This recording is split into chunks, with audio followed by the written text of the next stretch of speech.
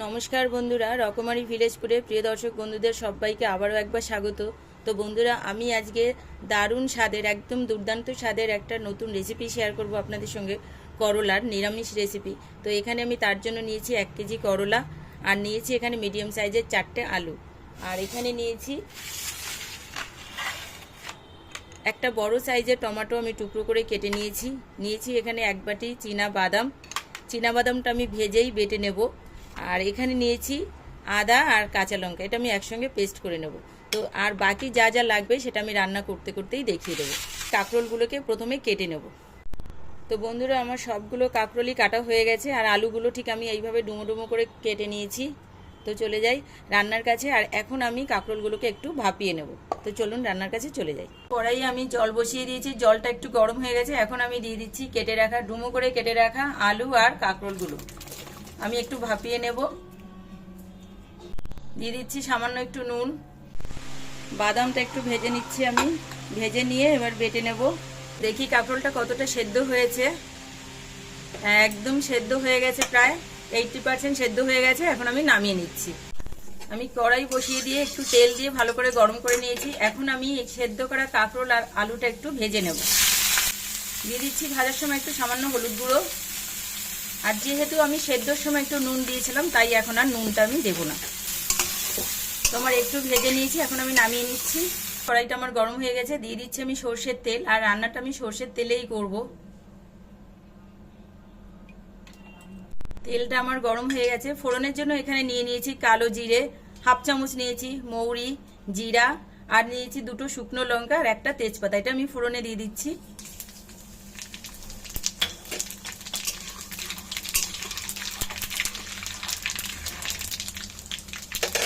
দিয়ে দিচ্ছি এখানে একটুখানি হিং। একটা সুন্দর গন্ধ বেরিয়ে গেছে। এখন আমি দিয়ে দিচ্ছি এখানে আদা আর এই কাঁচা লঙ্কা যে বেটে রেখেছি সেই পেস্টটা আমি দিয়ে দিচ্ছি।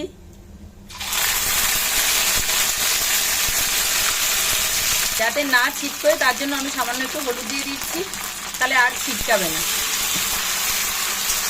কাঁচা লঙ্কার মানে একদম কাঁচা গন্ধটা চলে গেছে। এখন আমি দিয়ে দিচ্ছি একটা বড় সাইজের টমেটো টুকরো করে কেটে নিয়েছিলাম, সেটাই দিয়ে দিচ্ছি।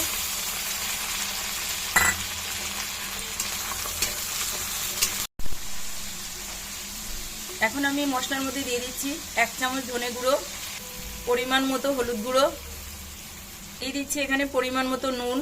আপনারা সবজিটা বুঝেই নুনটা দিয়ে দেবেন। এখন দিয়ে দিচ্ছি কাশ্মীরি লাল লঙ্কার গুঁড়ো 1 চামচ। এখন দিয়ে দিচ্ছি আমি 1 চামচ লাল লঙ্কার গুঁড়ো। এখন আমি এখানে দিয়ে দিচ্ছি 2 থেকে আড়াই চামচের মতো টক দই। তো চাইলে আপনারা এটা নাও দিতে পারেন, কিন্তু আমার ঘরে ছিল তাই আমি দিয়ে দিচ্ছি, স্বাদটা আরো একটু বেটার হবে।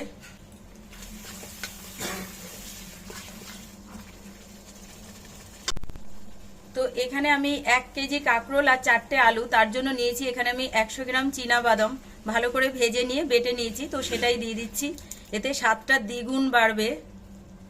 তো বন্ধুরা, রিকোয়েস্ট রইল এইভাবে অন্তত একবার আপনারা এই কাঁকরোল সবজিটা রান্না করে খেয়ে দেখবেন, যে অপূর্ব স্বাদের হয়, আর কিছুই লাগবে না, যে এত সুস্বাদু হয় এই রেসিপিটা। তো নিরামিষ দিনে আমরা পেঁয়াজ রসুন ছাড়া এটা করতেই পারি।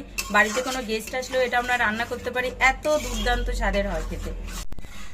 তো এখানে আমি দিয়ে দিচ্ছি বড় 1 চামচ চিনি। যেহেতু এখানে টমেটো আছে, টক দই আছে, তো ব্যালেন্সটা ঠিক রাখার জন্য তার জন্য আমি 1 চামচ চিনি দিয়ে দিচ্ছি।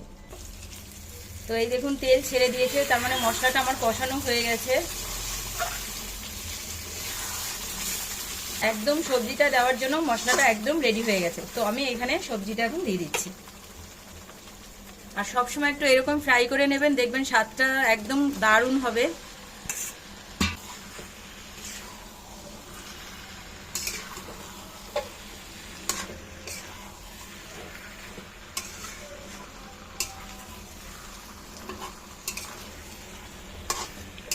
তো মাছ মাংসের দিনেও বন্ধুরা, যে কোনো অনুষ্ঠানে যদি আমরা এরকম একটা নিরামিষ পদ তৈরি করি, তো সবাই খেয়ে একদম চেটেপুটে খেয়ে নেবে। মানে এত ভালো এই সবজিটা খেতে।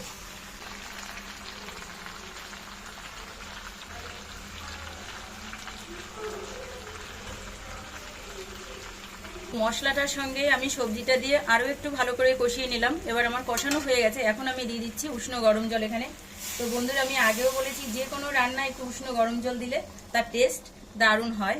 এখানে আমি সবজিটা না পাতলা করব না ঘন করব, তো সেমি গ্রেভি করব, যেটা ভীষণই ভালো লাগে। তার জন্য আমি এই পর্যায়ে এইটুকুই আমি ঝোলটা দিয়ে দিলাম।